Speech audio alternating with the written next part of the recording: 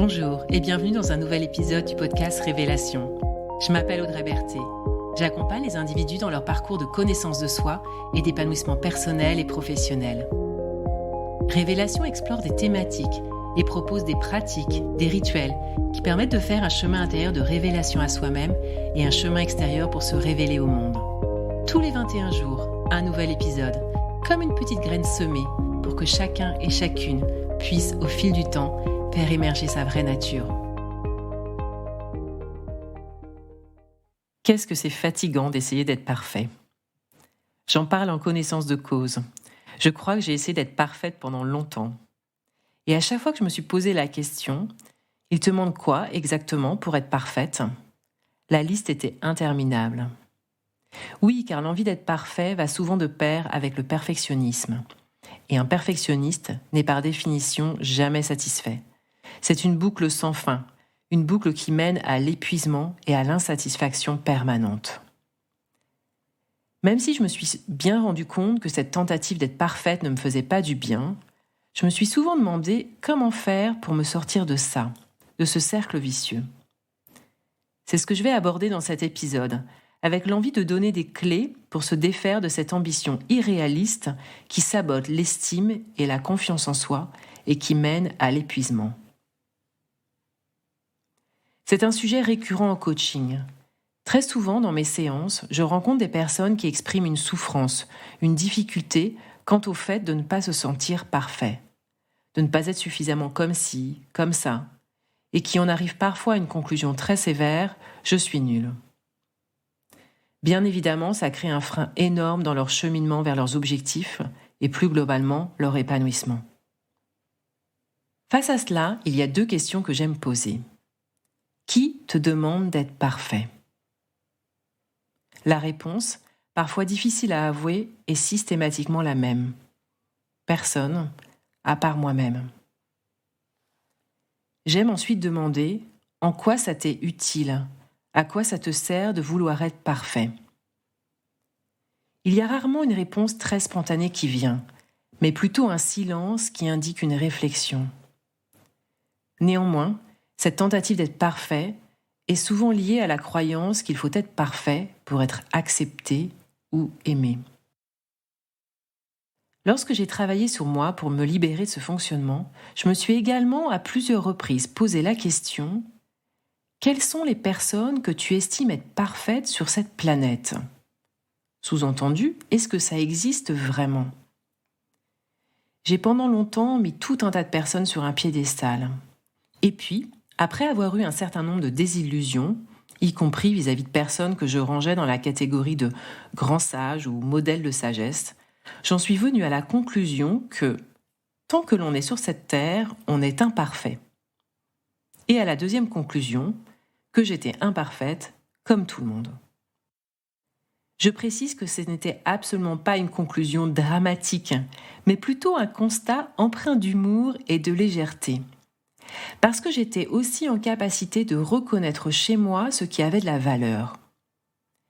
Oui, car au même titre que l'on peut dire que personne n'est parfait, on peut également dire que chacun d'entre nous possède en lui plein d'éléments qui constituent sa valeur. J'y reviendrai plus loin. En tout cas, à partir de ce moment-là, je me suis sentie normale plutôt qu'incomplète. J'en rigole en disant ça, à l'idée que j'ai pu me sentir un jour incomplète. Mais c'est notamment grâce à ces prises de conscience que j'ai commencé à voir les choses différemment. J'ai aussi réalisé que ceux que nous estimons être parfaits nous montrent juste une dimension d'eux-mêmes que nous aimerions développer. Alors on se focalise dessus, sur ce qui nous manque, et on oublie de voir tout le reste.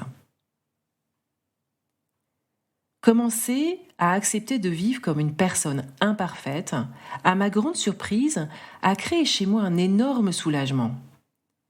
Ça me faisait beaucoup plus de bien que d'essayer de me comporter comme quelqu'un de parfait.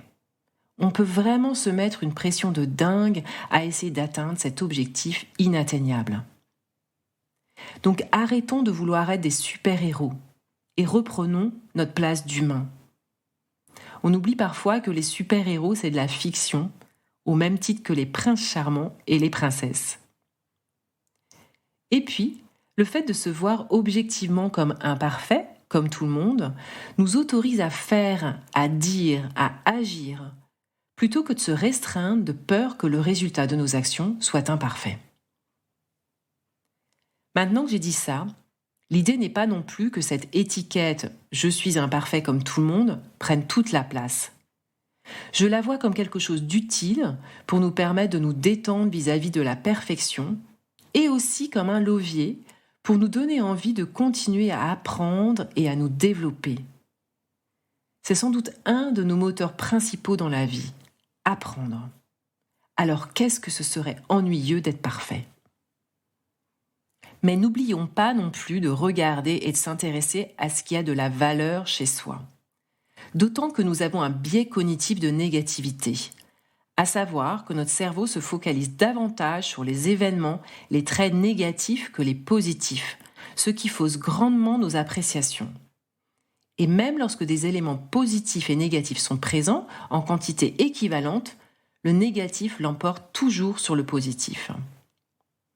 Nous avons donc à faire l'effort d'aller nous intéresser et rechercher ce qui est déjà là en nous en termes de qualité, de compétences, de force, de talent, de valeur, si nous ne voulons pas rester focalisés sur ce qui nous manque ou sur ce qui ne va pas.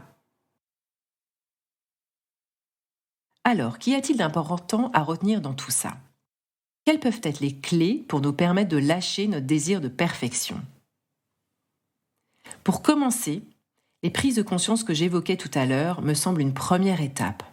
Prendre conscience qu'il n'y a que nous-mêmes qui nous mettons cette pression d'être parfaits. Personne ne nous le demande. Et prendre conscience que ce n'est pas la perfection qui va nous permettre d'être aimés. Au contraire, c'est en étant authentiques, nous-mêmes. Il n'y a rien de plus touchant et séduisant que ça.